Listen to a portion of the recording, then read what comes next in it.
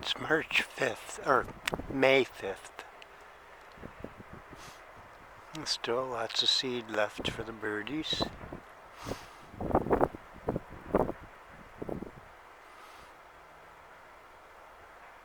The wind's blowing from the east.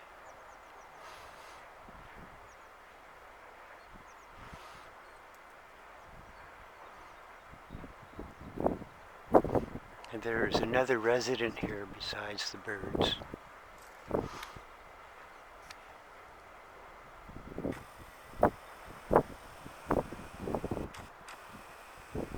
One of my friends let me know that about 15 minutes ago that a raccoon jumped down into these rocks. So there is a raccoon here. I hope I get lucky in that I am able to film it. That would be nice.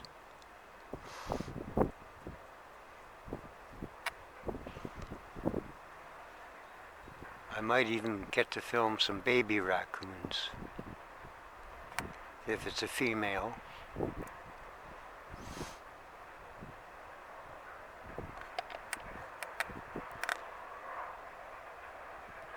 And the tide is up pretty high. Let me fix this.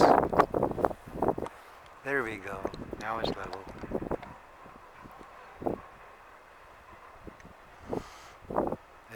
The ferry still hasn't left.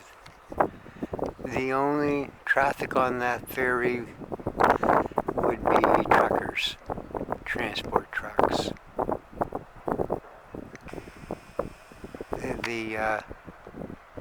The borders between the New Brunswick, Nova Scotia border is now shut down, so only important traffic is allowed to move,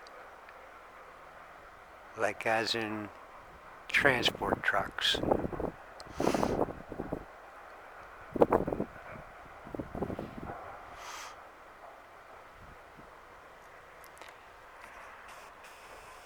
There's some cormorants about to come up here. There they are. Oops.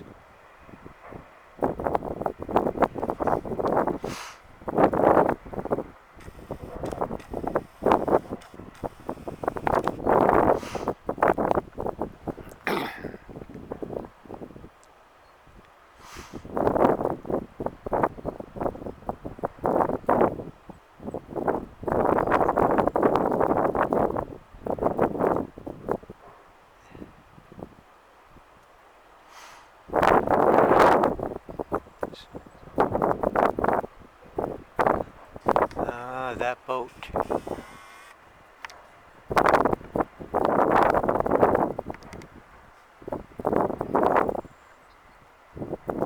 Yeah, that is one of the Indian boats.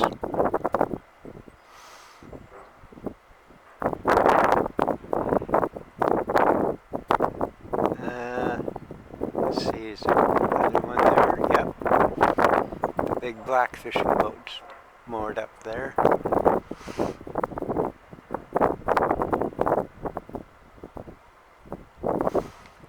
Maybe I can get a picture of the two of them right there. There's some crewmen.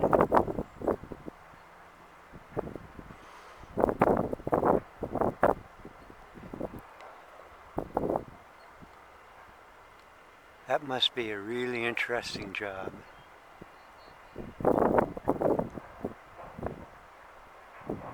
I wish I was back on a boat again.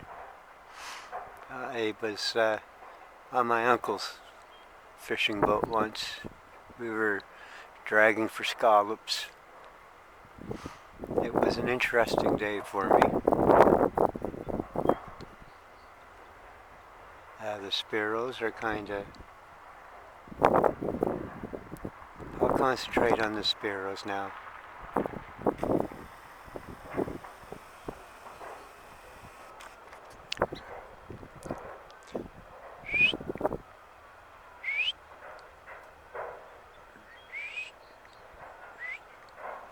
I'm a little disturbed about the raccoon being in these rocks. because the raccoon loves eggs. And these sparrows that live here are going into nesting time.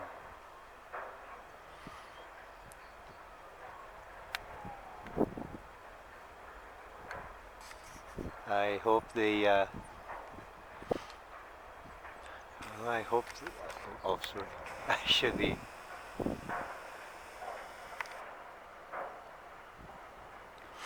There.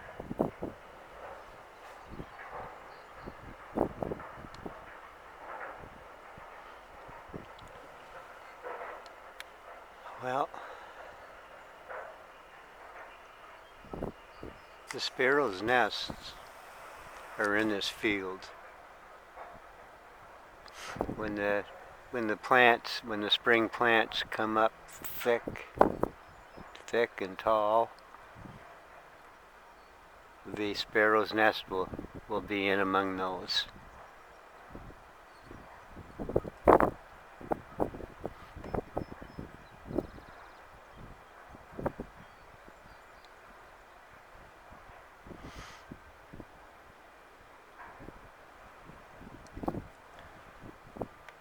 I guess I'll wait until the sparrow is at the site, and then I'll film it.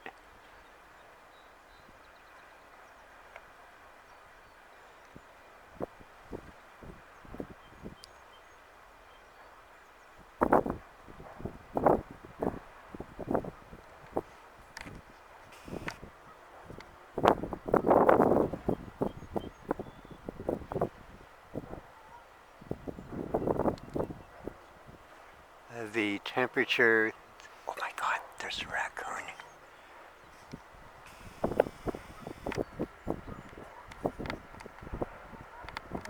You're a gorgeous little raccoon.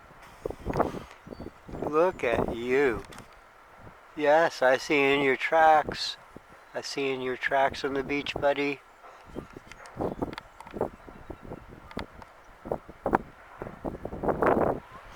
I'm going to see if that raccoon comes out. That is not its natural den. That raccoon can't have that as a natural den because I'll just pull back the zoom and I'll show you why it would be a poor location. If there's a big storm, the waves are going to break on these rocks. But maybe perhaps there must be a space in there for that raccoon to relax.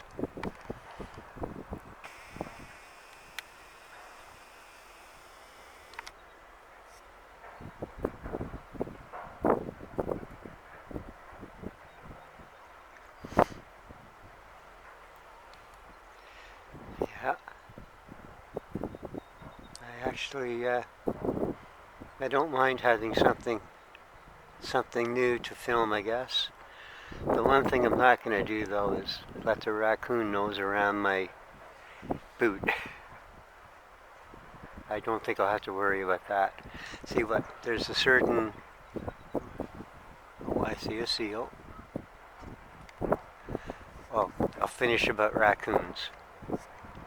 In the summertime, during the warm months, there is a parasite in raccoon poop that if you get it on you, it will go into your body and it will infect the brain. But that's only during the warmest part of the summer months. A lot of people don't realize that. Animals all have parasites.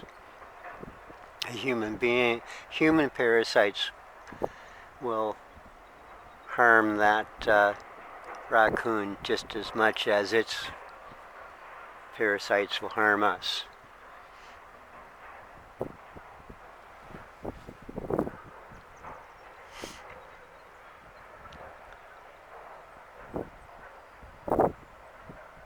Yeah, and there have been seals there.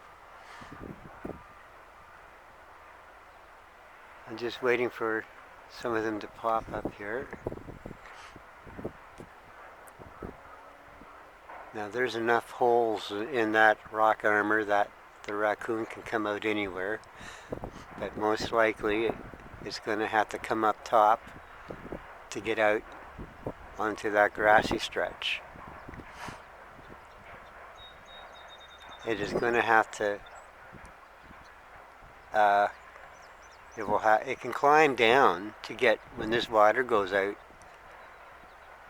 when the tide goes out, it will just climb down the rocks and go onto the seaweed beds to get its shellfish and whatever else it eats. Now, if I remember correctly,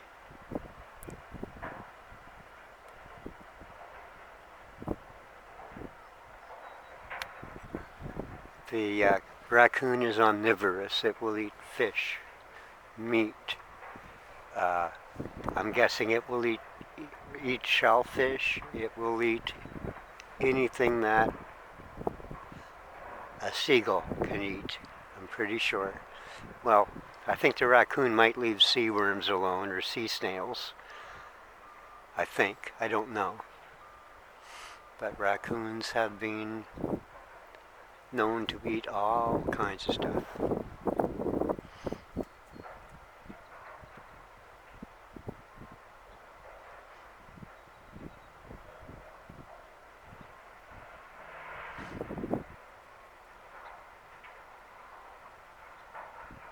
Yeah, right now, the raccoon spore is not going to be dangerous to humans, but during the hot summer months, or the hottest part of the summer, it will be dangerous to human because of that parasite. The parasite infects the brain.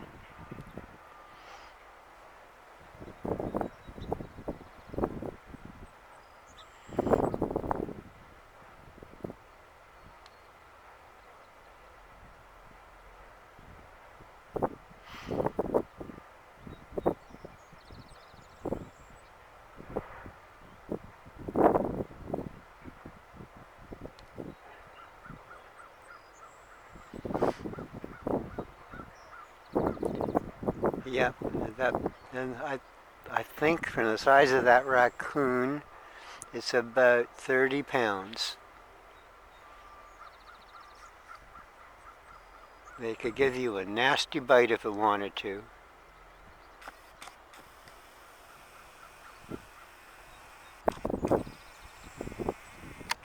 And you don't know that that raccoon did look healthy enough. But if it was frothing at the mouth or acting funny, I would have been out of here in a second. Yeah, if it was growling and approached, no, I'm not going to get that seal. I'd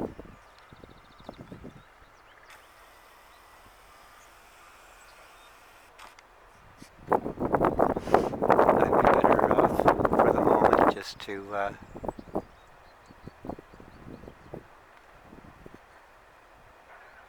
just to let the camera relax and wait for sparrow activity or raccoon activity.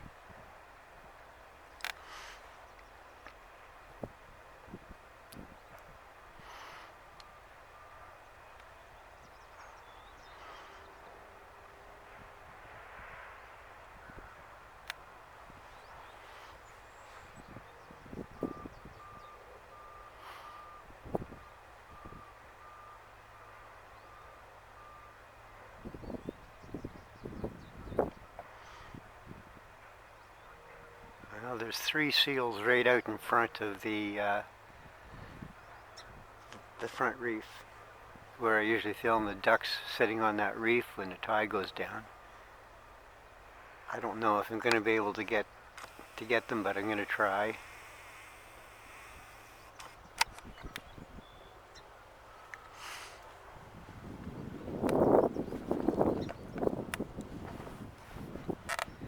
Those tall wavy plants, it's hard to film through those.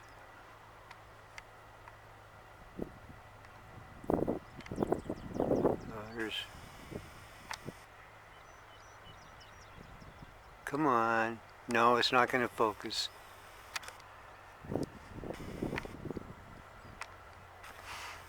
I'm going to have to knock those plants down. Oh, there's the pilot boat. What I have to do is fix the zoom first. Come on. There we go.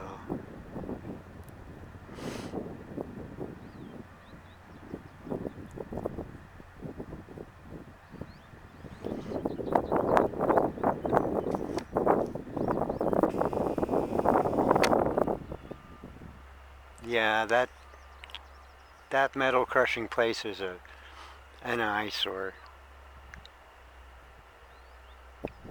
There's been more fires there than I have hair on my head.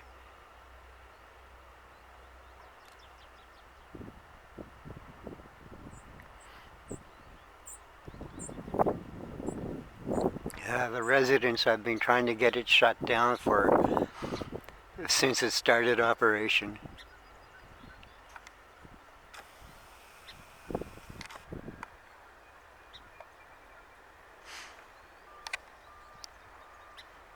The Racoon is going to,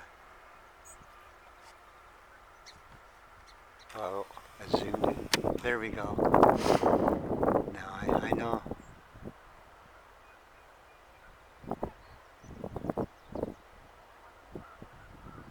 I know the Racoon is right over there.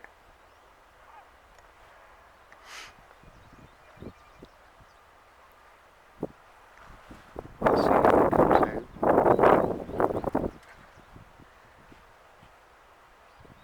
Oh, we got starlings in the field.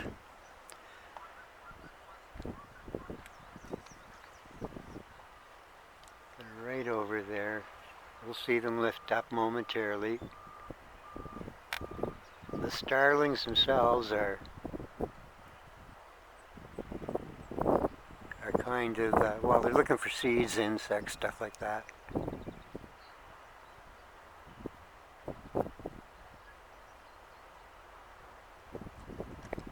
They were brought here 400 years ago, well, brought to North America 400 years ago as a food source.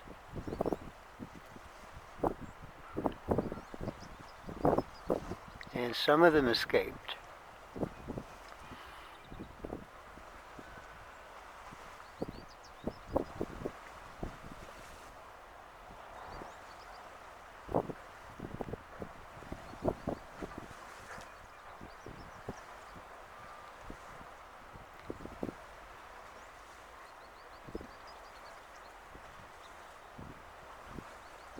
Whoops, what am I? Right there.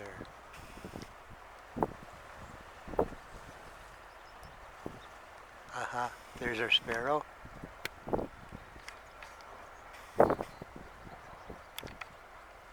Sweet.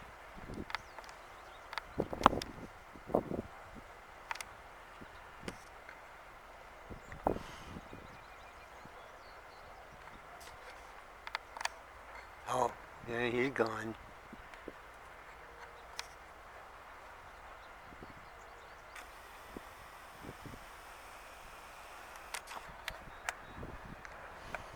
And now maybe back to the, now. Well, right here is where the Racoon popped up.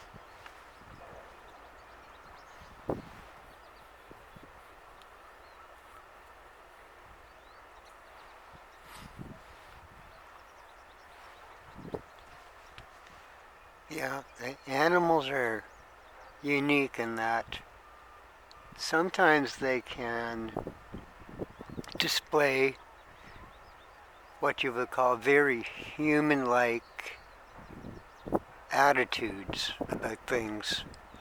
I remember many years ago, I was a young man. It was, God, I think I was 19 at the time, and I was staying at this little cabin in a place called Garnet Settlement. So I was kind of watching the cabin for the owner. The owner was letting me actually live there so that nobody would come along and invade the cabin and wreck it and have parties. It was a beautiful cabin in among a stand of spruce, a stand of black spruce, and I used to put out food for the birds. Uh, for example, if I had craft dinner, I would put a bowl of that out, and the chickadees and the blue jays, stuff like that. Well, different kinds of birds would come along and go right at it. They would just eat it right up. I also put out molasses and a little bowl of molasses and stuff. And I would set the bowl out on the veranda of this cabin. And then I would like relax inside, have coffee, and I would be able to peek out the windows and look at and look at the birds come and go. And then I guess it was in the fall, just around dusk, that something started jumping onto the floor of the porch, and I would get up and look, and I wouldn't see anything, but there was activity at the bowl. It was like something had licked it up pretty good, and then I finally caught sight of what it was. It was a skunk, and night after night after night, all through early fall, I would put that little dish of molasses out, and the skunk just loved it. And then one day I put out, and then one evening I put out a plate of duck meat. And the skunk, well, it jumped onto the porch, and it ate one piece, and it stiffened up, and then it jumped off the porch and ran away. And it left me scratching my head. I knew the skunk had loved that meat, because the first meat was like, wow. The expression on the skunk's features was ecstatic. Within 10 minutes, the skunk returned with another skunk and 3 kits, 3 baby skunks. And the mother, she made the 3 babies stay well away from the porch, and she came up, investigated she and her mate came back up, and she started eating the duck meat. But then she stopped, and she carried pieces of the duck meat to the baby skunks. But when the male skunk tried to get his own piece of duck meat to eat, she would not let him eat. she kept the whole plate of duck meat all for herself and the baby skunks. Now, mind you, none of them sprayed. There was no strong odors. They were acting just like normal cats. Oh, I see something here. Oh God, I'm going to be too late. Come on.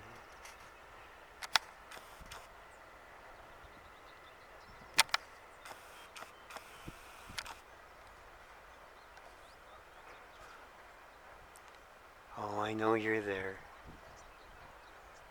I just saw it.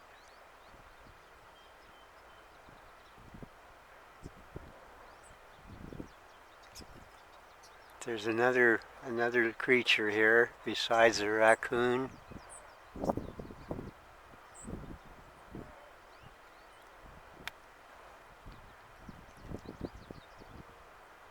It was a baby wharf rat. It climbed up the right-hand side of the rock where the seeds and water are. It climbed up the right-hand side and it heard me talking and it jumped down. I'll wait and see if it shows up again. But back to the skunk family. The female skunk actually, she badgered the male skunk so badly that even when he tried to steal one piece of duck meat and go into a corner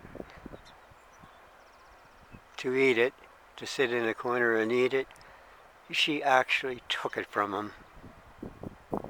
And she carried it off to one of the baby skunks. She did so until she fed the baby skunks until all the meat on the plate was gone.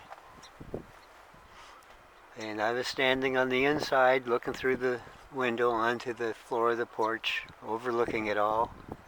If I had had a camera like this at that time, it would have told a fantastic video story.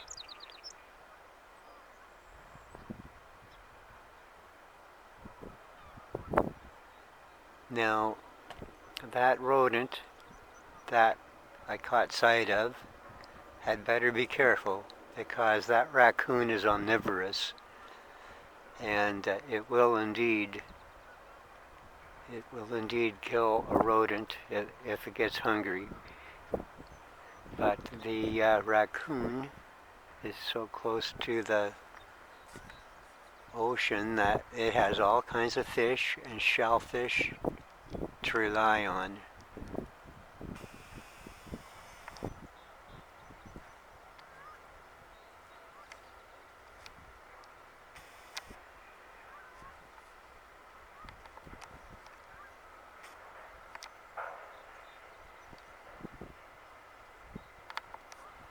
Now perhaps if I'm quiet, I will either see the raccoon again or the rodent.